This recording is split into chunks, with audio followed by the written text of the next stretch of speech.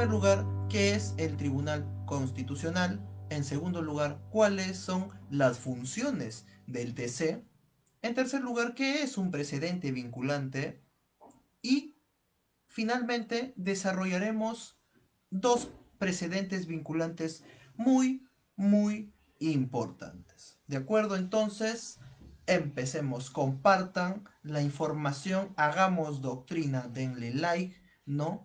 Pongan, hola, ¿qué tal Renato? No te estábamos esperando, súbeme los ánimos, ¿no? Hemos batallado luego de 1 hora 42 minutos con el internet para poder conectarnos. Dale, me divierte, ¿no?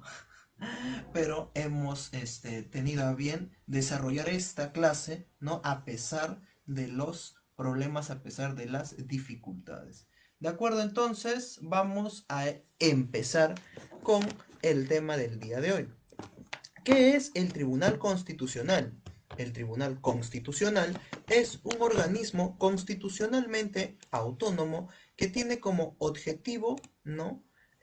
La interpretación de la Constitución política. ¿De acuerdo?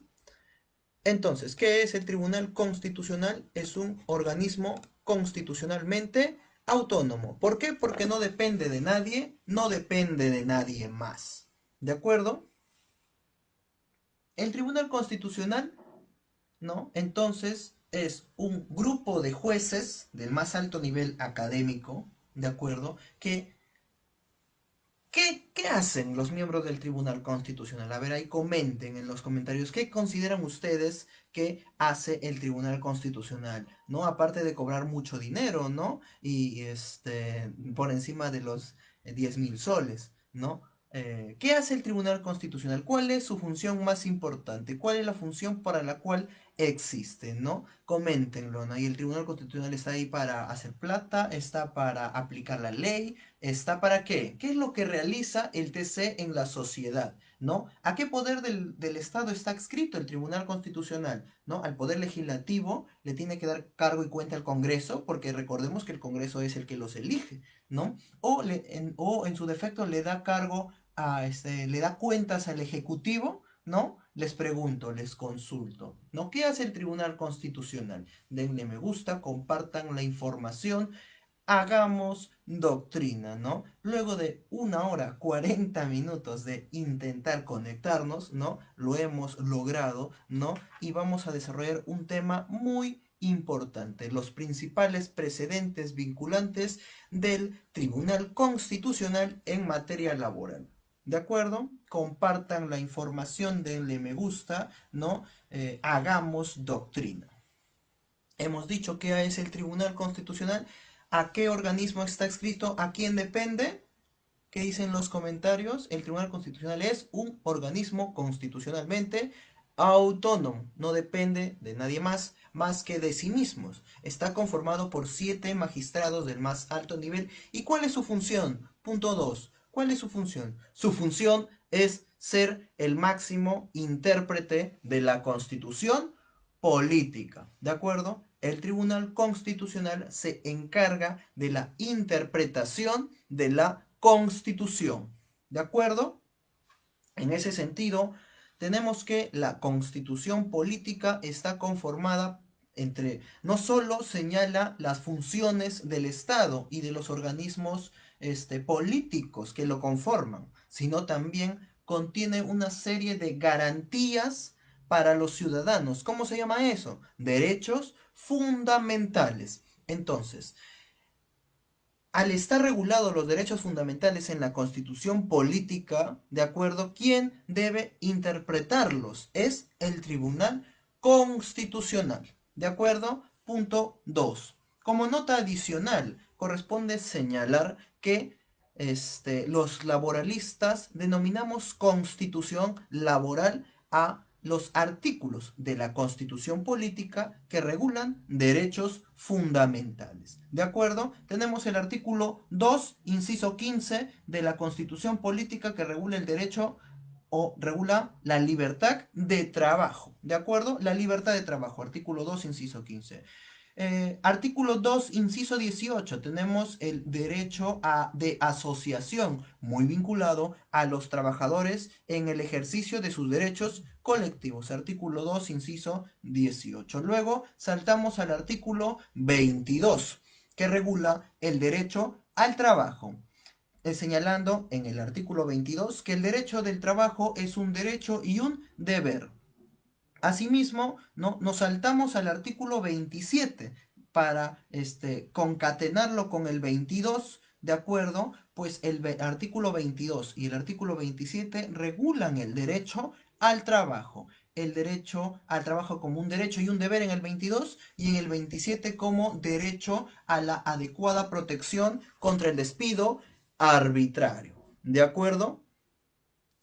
Regresamos 22-23, que regula el artículo 23, el principio protector. ¿De acuerdo? El principio protector también regula la dignidad del trabajador, ¿no? Este artículo 23, el fundamento no constitucional del principio protector, que se subdivide en tres subprincipios: el indubio properario, la interpretación más favorable de la norma al trabajador, la aplicación de la condición más beneficiosa, ¿de acuerdo? Y la aplicación de la norma más favorable. En esos tres principios se divide el principio protector regulado en el artículo 23 de la Constitución Política. Artículo 24 regula el derecho a la remuneración. Artículo 25 regula el derecho constitucional a la jornada máxima de 8 horas. Artículo 25. Y también el derecho a percibir el pago por las horas por el trabajo en sobretiempo, las horas extras. Artículo 25, jornada de trabajo y horas extras. Artículo 26 de la Constitución Política, los principios constitucionales del derecho laboral.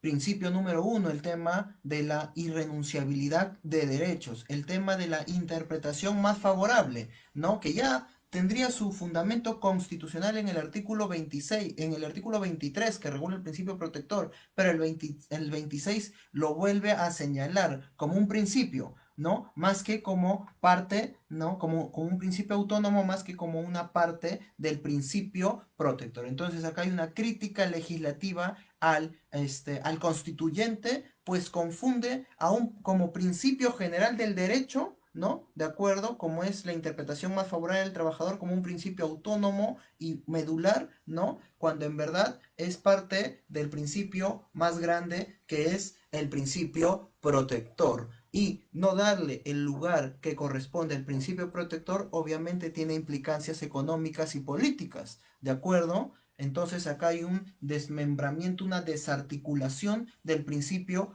protector. Haces una mención no genérica en el artículo 23 y solamente lo mencionas expresamente en el artículo 26 como interpretación más favorable. Entonces en los principios del artículo 26 tenemos la irrenunciabilidad de derechos, la interpretación de la norma más favorable y el principio de la igualdad y no discriminación. Artículo 26. Artículo 27. Ya hemos mencionado sobre la adecuada protección contra el despido arbitrario. En algún punto de la historia se planteó que este artículo 27 podría haber regulado el derecho a la estabilidad laboral, ¿de acuerdo? Pero no. Hay una sentencia que ha tenido a bien analizar el magistrado Omar Toledo Toribio, juez de la Corte Suprema de Justicia de la República, ha referido que, ¿no? En esta sentencia muy interesante, ¿no? El artículo 27 no regula la estabilidad laboral. Este derecho fundamental ha desaparecido. Lo que regula el artículo 27 es el derecho al trabajo. ¿Cómo pueden encontrar esta sentencia? Como la sentencia de la deconstrucción del derecho a la estabilidad laboral. Googleenlo, lean el comento del doctor Omar Toledo Toribio, de acuerdo, respecto a esta problemática. ¿De acuerdo? Entonces, artículo 26, principios, artículo 27, protección adecuada contra el despido arbitrario, artículo 28, derechos colectivos del trabajo, libertad sindical, negociación colectiva, huelga. Artículo 29, el derecho a las utilidades. Artículo 40, derecho de los trabajadores públicos a este conjunto de artículos. ¿Cómo le llamamos? La Constitución laboral. Y todos estos derechos fundamentales mencionados tienen un contenido esencial. En ese sentido, corresponde, ¿no?, una necesidad impostergable analizar los precedentes vinculados emitidos por el máximo intérprete de la Constitución. ¿Quién es? El Tribunal Constitucional, quienes en sus sentencias han tenido a bien desarrollar al derecho fundamental, un aspecto invulnerable, ¿no? Un aspecto que, ¿no? Un núcleo que si se afecta ya se desdibuja el derecho fundamental. ¿De acuerdo? ¿Cómo se llama eso? El contenido esencial. Entonces a nosotros, los laboralistas, respecto a las sentencias del Tribunal Constitucional, nos interesa conocer y analizar cuál es el contenido esencial desarrollado en las sentencias del Tribunal Constitucional. ¿De acuerdo? El contenido esencial del derecho al trabajo, de la libertad de trabajo, de la jornada del trabajo, del derecho a la del derecho a la protección contra el despido arbitrario como manifestación del derecho al trabajo, el derecho a la libertad sindical, el desarrollo constitucional del derecho a huelga. Todo ello y más no se puede comprender leyendo las sentencias del TC. ¿De acuerdo? Entonces, ¿cuál es su función? Ser el máximo intérprete de la Constitución. Comparte, dale like, ¿no? Comparte el video, ¿de acuerdo? Dale me gusta, ¿no? Compartamos la información, hagamos doctrina. Esta clase es muy importante y muy medular. Luego de 1 hora, 40 minutos de estar luchando con el internet para poder conectarnos, hemos tenido a bien llevar esta clase con todos ustedes. ¿De acuerdo? Pues consideramos su importancia medular. Hagamos que este video llegue a los 10.000 me gustas, a los 1000 compartidos para hacer la segunda parte. Comparte la información, hagamos doctrina, reproduce este video donde consideres este video está libre de derechos de autor, piratéalo y difúndelo donde tú consideres, pon en conocimiento de los derechos laborales a todos los trabajadores. Y si tienes a bien que yo te pueda asesorar, contáctate conmigo a mi WhatsApp como Renato Porras o también escríbenos al inbox de Enfoque Laboral Peruano. Asimismo, recibimos denuncias a empresas en el correo enfoquelaboralperuano@hotmail.com. Dale me gusta, comparte la información, hagamos doctrina. Entonces hemos desarrollado qué es el TC, un organismo constitucionalmente autónomo, cuál es su función, interpretar la Constitución, y nosotros, nuestro trabajo es entender el contenido esencial de un derecho fundamental. Y punto 3, ¿qué es un precedente vinculante? Un precedente vinculante, rápidamente, ya para acabar el video, ¿no? En 5 minutos. Un precedente vinculante, número 1, es una sentencia del Tribunal Constitucional. Número 2, esta sentencia tiene que ya haber adquirido la calidad de cosa juzgada. ¿Qué es esto? Una sentencia final. Final, y que ya no corresponde interponer ningún medio impugnatorio. ¿De acuerdo? Eso es la cosa juzgada. Punto 3. Para ser precedente vinculante debe señalarse expresamente en la sentencia. No cualquier sentencia del TC es precedente vinculante, solo aquellas que expresamente lo manifiestan. ¿Y qué son las otras sentencias, Renato? Las otras sentencias son doctrina jurisprudencial.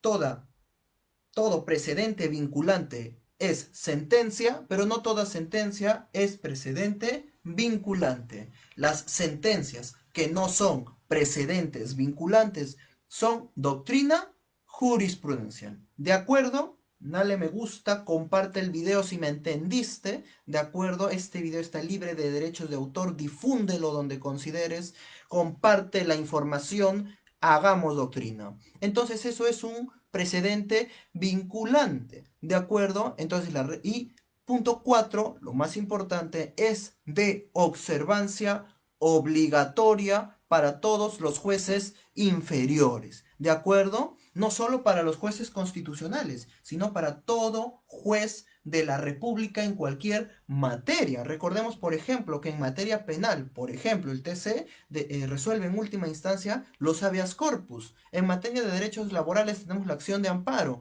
En materia penal nuevamente tenemos la acción, el habeas corpus, ¿no? Los derechos a la información por habeas data. Entonces vemos que el Tribunal Constitucional, al analizar los derechos fundamentales en sus sentencias, se inmiscuye en todos los ámbitos del derecho, en todos los ámbitos de la sociedad. Entonces, establece determinadas reglas jurídicas de observancia obligatoria, ¿de acuerdo? Para que las partes y los jueces, los operadores del derecho, sepan, ¿no?, cómo resolver. ¿De acuerdo? Los precedentes vinculantes van de la mano con el principio de seguridad jurídica para emitir sentencias uniformes. Esa es su finalidad. Renato, nunca un precedente vinculante, no, o en todo caso, mejor dicho, el TC, ¿alguna vez se puede apartar de su propio precedente vinculante? Claro, eso lo tenemos en el artículo 7 del título preliminar del Código Procesal Civil. Nos dice lo que es un precedente vinculante, pero también señala los supuestos en los cuales se puede apartar el mismo Tribunal Constitucional.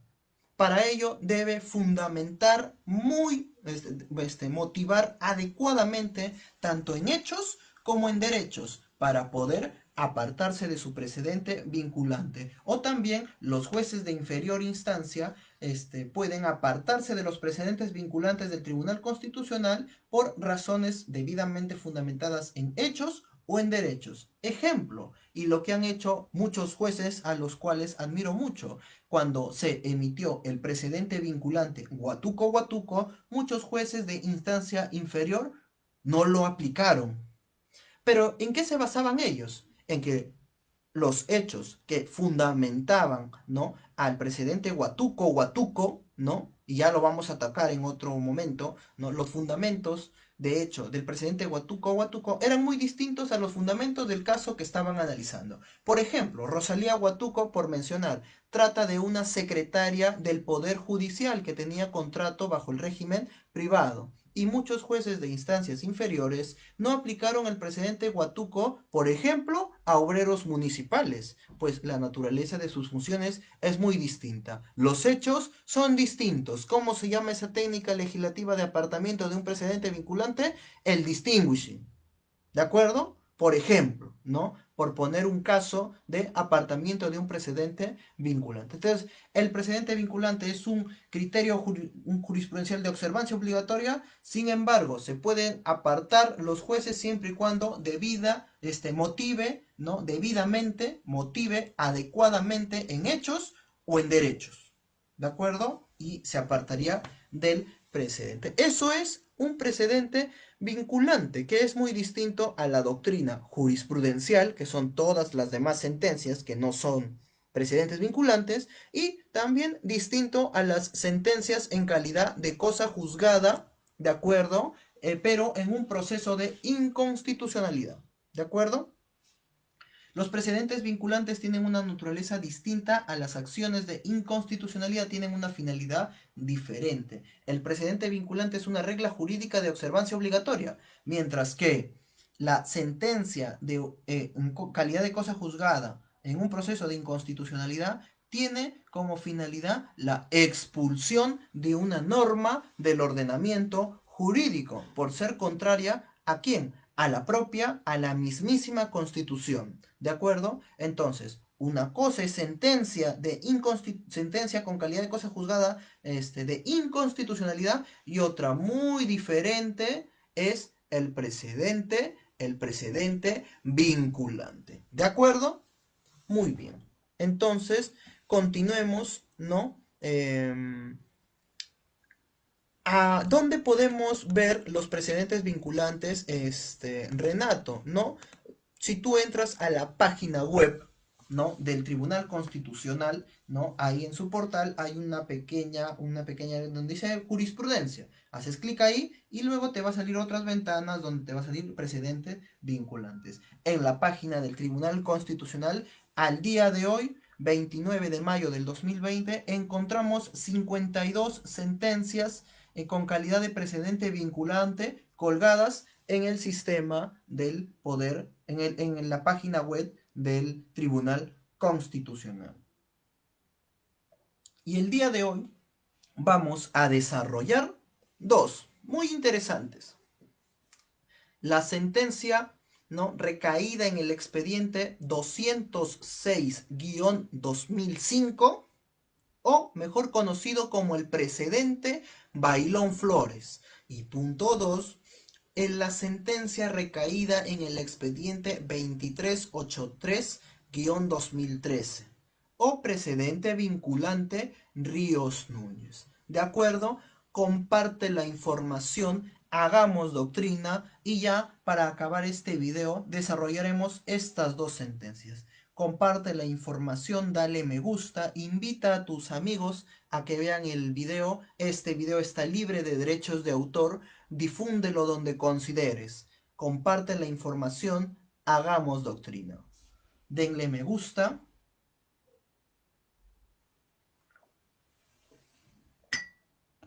Ya para terminar la ponencia del día de hoy. Antes de pasar a exponer las dos sentencias, vamos a ver si hay preguntas del público, ¿no? Buenas noches a mis amigos, muchas gracias, los veo conectados. Saludos a la señorita Palomino, a la señora Paola, ¿qué tal? Al amigo Valdeón, ¿no? Buenas noches. A mis amigos del taller Manzanía, un saludo fraterno. Muchas gracias por estar aquí, ¿no? Siendo ya las 10 de la noche, ¿no? Siendo las 10 de la noche, ¿no? Muchísimas gracias por estar presentes viendo este video, ¿no?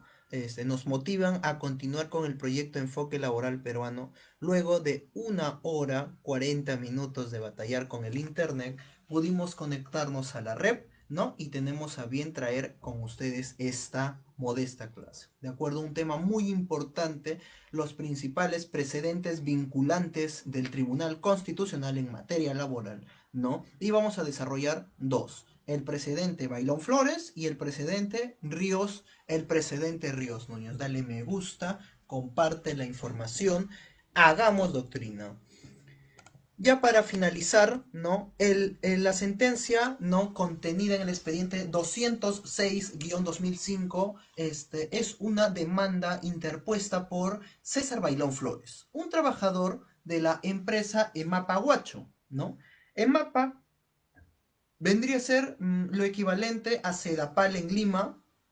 Y para los que nos ven en otras partes del mundo, estas empresas se encargan de la prestación del servicio de agua, ¿no? Sedapal en Lima, EMAPA en Huacho, ¿de acuerdo? Entonces, César Bailón Flores trabajaba para EMAPA Huacho, ¿de acuerdo? ¿Y qué pasó?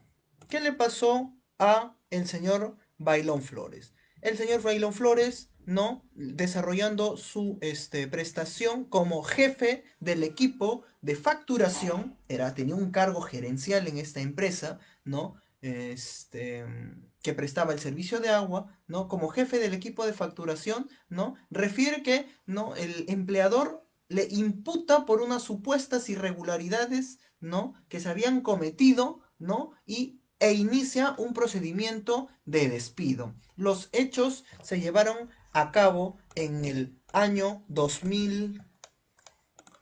Sí, bueno, acá tenemos el dato exacto.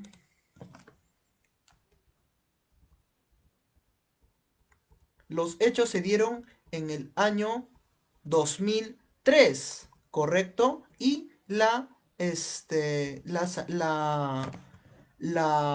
el procedimiento de despido, los hechos que dieron lugar fueron en el año 2002 o 2003, en esos años. Y la carta de imputación de cargo recién llegó en enero del año 2004, después de muchos meses. Por lo que refiere César Bailón, ¿no?, se ha vulnerado el principio de inmediatez. ¿De acuerdo? ¿Qué es el principio de inmediatez? Desarrollemos un poco de principios que ya vamos a desarrollar en este lunes de doctrina, los principios del derecho del trabajo, ¿no? Y tenemos una grata sorpresa para todos ustedes en este segundo lunes de doctrina. ¿De acuerdo? ¿Qué es el principio de inmediatez? Que un empleador debe sancionar a un trabajador en el momento inmediato en el que supo que la conducta del trabajador es una falta grave. ¿De acuerdo? Ese es el principio de inmediatez. Sancionar ni bien se tuvo conocimiento de la falta. César Bailón dice: oiga, yo cometí una inconducta en el 2003 y ustedes me inician el procedimiento en el 2004, después de mucho tiempo. Esto es una represalia en mi contra. Ha vulnerado el principio de inmediatez. Este proceso de despido ha generado mi extinción, ¿no? Por despido, ¿no? Por lo que demandó ante el Tribunal Constitucional, ¿no? Ante los juzgados constitucionales de trabajo, ¿no? Se declare inaplicables las cartas de imputación de cargos del año 2004. Se le reponga en el cargo, ¿no? De este jefe, ¿no? Y se le pague, ¿no? Las remuneraciones de vengadas. Asimismo solicita indemnización por daños y perjuicios y la apertura de instrucción penal contra el jefe de recursos humanos que inició su procedimiento de despido. Entonces, ¿qué pasó? Por unas irregularidades, ¿no? Durante el trabajo, a César Bailón Flores se le inicia un procedimiento de despido, ¿no? En el 2004 por hechos del 2003. ¿De acuerdo? Lo votan y César y el señor Bailón Flores interpone su demanda. ¿Cuándo interpone la demanda? El 21 de abril del año 2004. Abril del 2004. ¿De acuerdo? Que señala Bailón Flores, ¿no? Que supuestamente estas irregularidades no son una causa justa de despido, ¿de acuerdo? Es un despido más que arbitrario, ¿no? El despido se produjo mucho tiempo después de la fecha de ocurrido los hechos, ¿no? Cabe señalar que César Bailón Flores interpone la demanda contra Emapa Guacho, la empresa, su empleador, y contra el jefe de recursos humanos, Víctor Ancén, ¿de acuerdo? Entonces, al correrse traslado de la demanda, las dos partes contestan la misma. Emma Paguacho señala, ¿no? En primer lugar, ¿no? Respecto a las cuestiones de forma, interpone excepción de incompetencia por razón de la materia, pues refiere que la vía de amparo no es la vía idónea, existe la vía laboral para dilucidar este tipo de controversia y refiere que la acción de amparo, ¿no? En el proceso de amparo no existe una etapa de actuación probatoria, ¿no? Y dado que lo que en buena cuenta Bailón Flores impugna es, ¿no? El procedimiento, ¿no? De despido que requiere carga probatoria de ambas partes. Por esa razón, el Tribunal Constitucional o la acción de amparo, en todo caso, no es la vía idónea, sino debiera ser la vía laboral, donde existe una etapa de actuación probatoria. Respecto a la cuestión de fondo, Mapa Guacho señala que el actor procedió, ¿no? A ser despedido conforme a la gravedad de las faltas cometidas. Se cumplió el debido proceso, ¿no? Para despedirlo, pues se imputó los cargos, se le dio plazo conforme a ley para que formule los descargos y finalmente fue despedido, ¿no? Por lo que ha sido acorde a derecho, debiendo declararse infundada la demanda en todos los extremos, ¿no? En caso corresponda pretensión de fondo o improcedente, habiéndose declarado fundada, ¿no? La excepción. Eso es lo que dice MAPA. Punto 2. Punto 3. ¿Qué dice Víctor Ancén, el otro codemandado? El señor Ancén refiere que debía declararse infundada la demanda, pues a él no le une ningún vínculo con el demandante, con Bailón Flores, pues él con quien debería demandar, ¿no? Y lo está haciendo es a su empleador. No hay ningún vínculo jurídico entre Bailón Flores y el señor Ancén, jefe de recursos humanos, por lo que debe ser excluido del proceso. Asimismo, refiere que el procedimiento de despido se hizo conforme, conforme a ley. Iniciado el proceso, ¿no? En el año 2004, en primera instancia se resuelve declarar infundada la excepción de incompetencia, pues se señala que el amparo tiene un carácter alternativo, eh, ante la violación de derechos constitucionales, ¿no? Y dado que el demandante ha optado por que sus derechos fundamentales se protejan por esta vía, el amparo viene a ser una vía idónea para los derechos constitucionales laborales. Asimismo, la primera instancia declara infundada la excepción, pero también infundada la demanda, pues refiere que las faltas cometidas por el actor y que han sido debidamente imputadas, ¿no? Guardan observancia de la ley, ¿no? Un respeto a las normas jurídicas y el procedimiento establecido. Frente a esta sentencia de primera instancia, Bailón Flores decide interponer recurso de apelación confirmando la sala, ¿no? La sentencia de primera instancia. Frente a ello, Bailón Flores interpone recurso de agravio constitucional para que de manera extraordinaria el Tribunal Constitucional resuelva su caso. Esos son los hechos que fundamentan la demanda, ¿no? Para terminar, ¿no? ¿Qué dice el Tribunal Constitucional? Que la acción de amparo se rige por el principio, entre otros, de subsidiariedad, ¿de acuerdo? En el cual se señala que si no existe una vía igualmente satisfactoria para la protección de los derechos fundamentales, de acuerdo a la vía de amparo, o en todo caso, mientras no existe una vía igualmente satisfactoria para la protección de derechos laborales, la vía de amparo se erige como una vía idónea, para ello. ¿De acuerdo? ¿Qué más nos dice, no? Desarrolla esta sentencia la teoría del amparo alternativo y el amparo residual, ¿de acuerdo? Señalando que, pues, mientras no existe una vía idónea, ¿no? La acción de amparo corresponde no protegerse a sí mismo. Señala que el primer nivel de protección de los derechos fundamentales son ¿quiénes? Son los jueces, ¿de acuerdo? Debiendo tener ellos vías habilitadas para la protección de los derechos fundamentales, ¿de acuerdo? Cuando las vías ordinarias no sean idóneas, entrará a tallar el Tribunal Constitucional. Asimismo, la sentencia Bailón Flores señala, ¿no? Que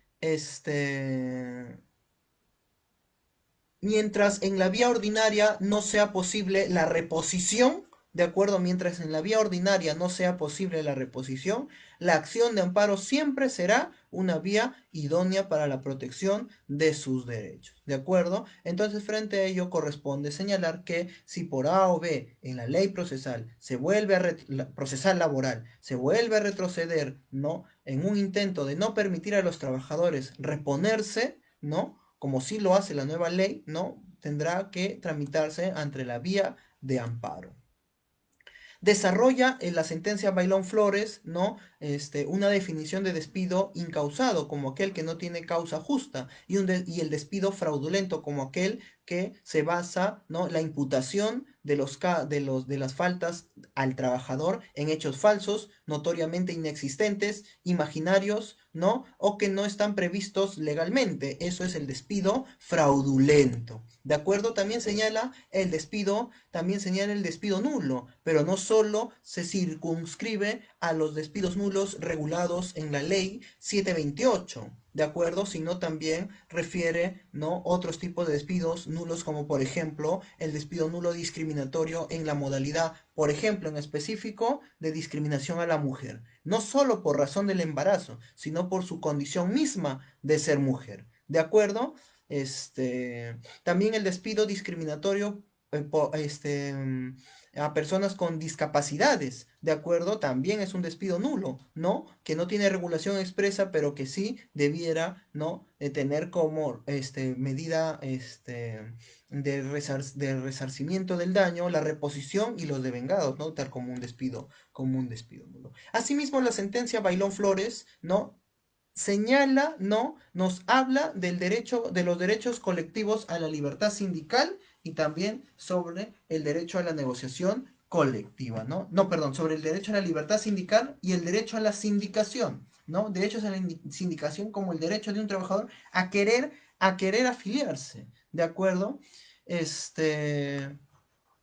También menciona el contenido esencial del derecho a la libertad sindical, un aspecto individual y un aspecto plural. El aspecto individual como el derecho de un trabajador de crear, constituir o afiliarse a un sindicato, pero también un aspecto plural o colectivo, ¿no? Que protege la autonomía sindical, por ejemplo, la personalidad sindical, no hace mención al convenio 87 de la OIT, al convenio 98, ¿de acuerdo? En el convenio 87, por ejemplo, ¿no? Nos refiere que las organizaciones de trabajadores tienen el derecho a elegir libremente a sus representantes, organizar libremente su administración y a desarrollar libremente las actividades que consideren, ¿de acuerdo?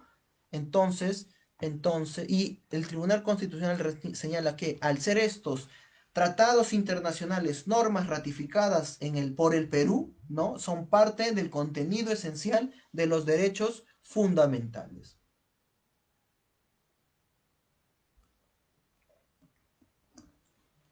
También la sentencia Bailón Flores mucho incide en el tema de la libertad sindical colectiva.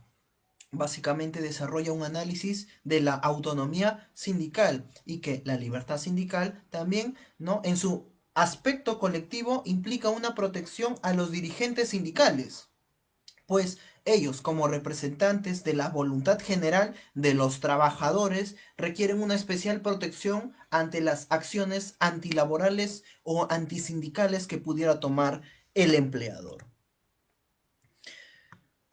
También no refiere en un párrafo muy importante esta sentencia la importancia que tienen los sindicatos ¿no? en la sociedad, ¿no? En la relevancia social que tienen en una, ¿no? La relevancia social, ¿no? En una sociedad democrática, en una sociedad más justa, en una sociedad donde la riqueza debe redistribuirse mejor.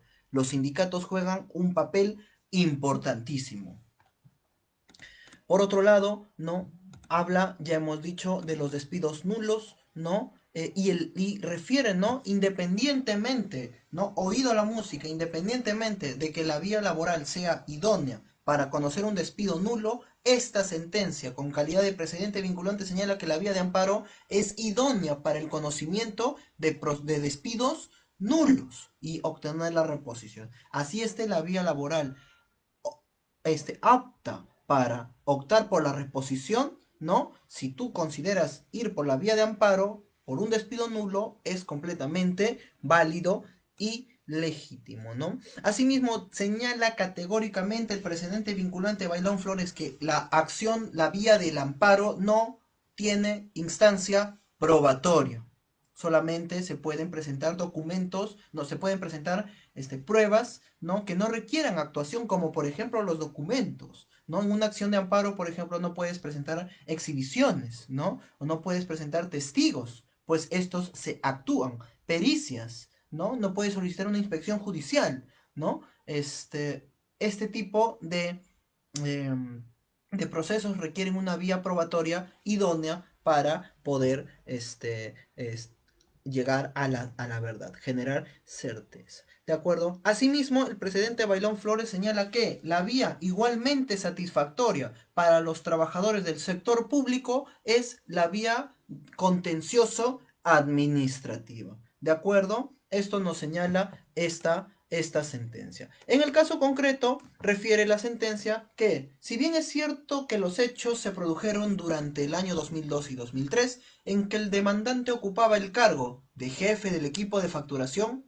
no lo es menos que las responsabilidades por las irregularidades solo se pudieron conocer una vez que culminó el informe llevado a cabo por el órgano de control de la empresa y que este fue comunicado a la alta dirección en enero del 2004, previa investigación en la que el recurrente también ejerció su derecho de defensa. Consiguientemente, el Tribunal Constitucional estima que el procedimiento de despido recomendando por el asesor no vulneró el principio de inmediatez, toda vez que se inició dentro de un plazo razonable. Entonces, Bailón Flores establece categóricamente que si un hecho se comete, ¿no? Y hay una etapa investigativa compleja para que luego de ella recién se determine la responsabilidad del trabajador, ahí no se vulnera el principio de inmediatez. ¿De acuerdo? Por lo tanto, en el caso Bailón Flores no se vulneró este principio. Asimismo, respecto a las imputaciones que Bailón Flores niega, ¿no? Y que se deben, ¿no? A los defectos del sistema informático, refiere Bailón Flores, ¿no?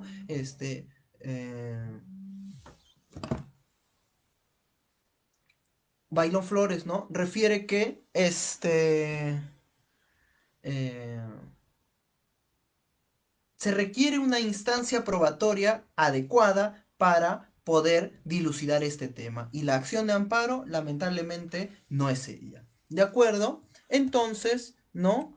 Vamos, respecto al tema de la indemnización por daños y perjuicios, que fue pretensión de Bailón, no refiere que el amparo no es la vía idónea para este tipo de resarcimientos, es la vía común. Por lo tanto, ¿no? El Tribunal Constitucional falla declarando infundada, ¿no? La demanda en el extremo, ¿no? Que se ha vulnerado el principio de inmediatez, ¿no? Pues está válidamente respetado y asimismo improcedente, ¿no? Improcedente la excepción, ¿no?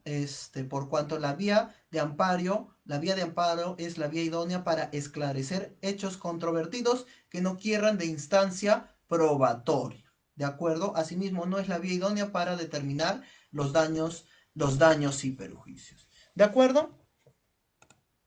Finalmente, no, ya para acabar, no denle me gusta, no compartan la información, hagamos doctrina, ¿de acuerdo? Vamos a señalar el precedente vinculante Ríos Núñez, ¿de acuerdo? El presidente vinculante Ríos Núñez. Oído la música, esta sentencia está contenida en el expediente, ya saben, Bailón Flores es la 206-2003, 2005, ¿no? Bailón Flores, 206-2005, ¿no? AA/TC, ¿de acuerdo? Y la sentencia Ríos Núñez es la 2383-2013, ¿no? Precedente vinculante Ríos Núñez, ¿de acuerdo? Ya para finalizar, tenemos que, en el precedente vinculante Ríos Núñez, ¿no? El demandante es Elgo Ríos Núñez, ¿no?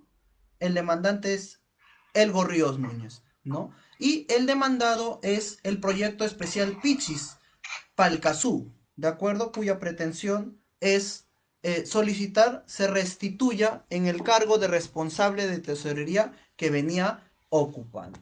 ¿De acuerdo? Solicita la reposición, pues Elgo Núñez había sido despedido y como aún no entraba en vigencia, todavía en el año 2009, ¿no? La nueva ley procesal del trabajo optó el señor Ríos Núñez por interponer su demanda en la vía de amparo. Recordemos que la nueva ley procesal del trabajo entra en vigencia en Lima en el año 2002, ¿de acuerdo? Elgo Núñez señala que se ha nuevamente transgredido el principio de inmediatez. ¿Cuál es el aporte de la sentencia de Elgo Ríos Núñez? Ya para finalizar el video, pues lo estamos haciendo bastante largo, ¿no?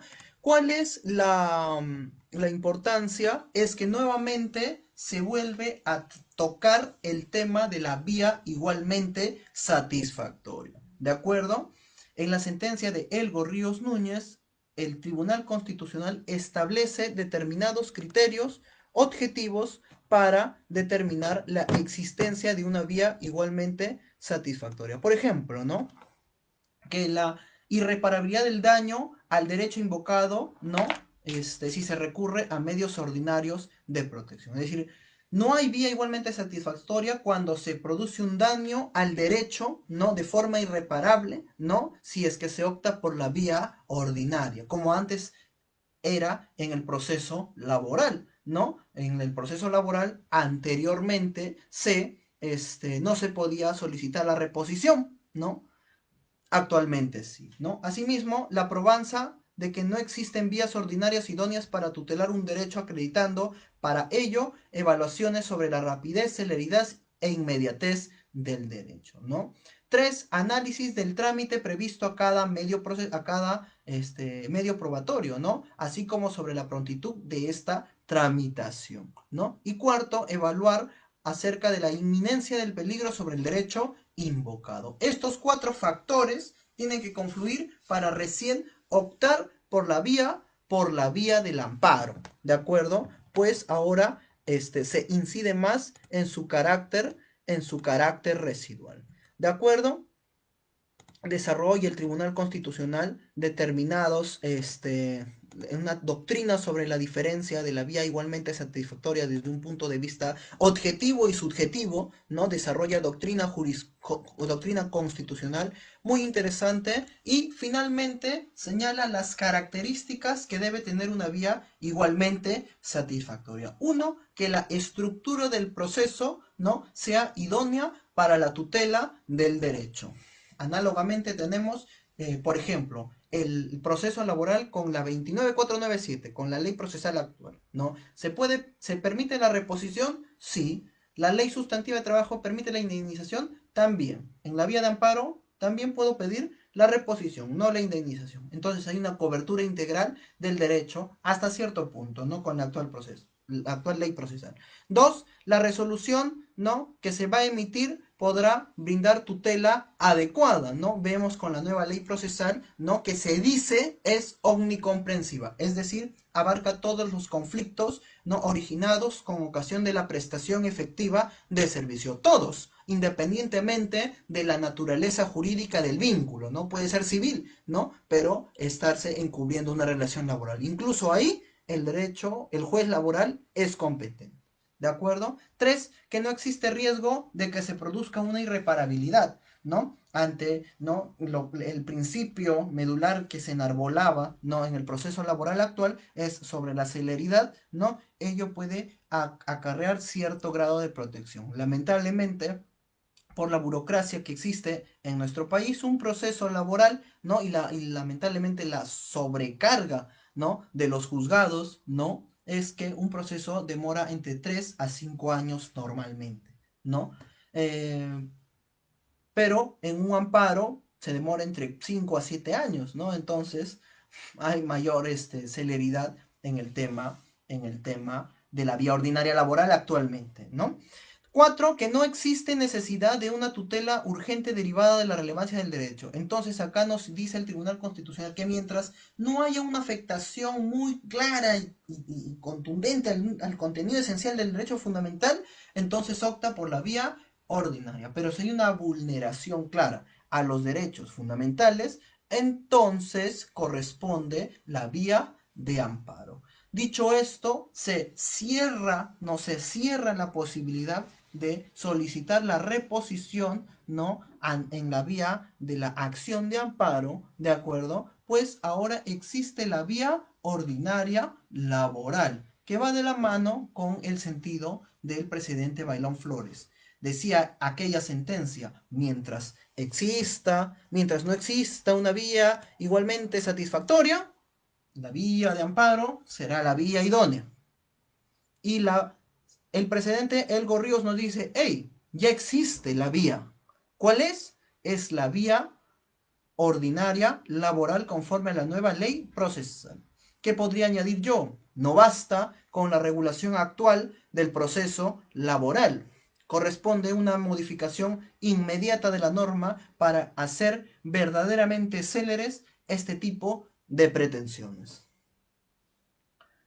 Dicho esto, considero importante, ¿no? desarrollar este tipo de espacios y continuar difundiendo la información. Dale me gusta, ¿no? Comparte la información. Muchísimas gracias y hasta mañana.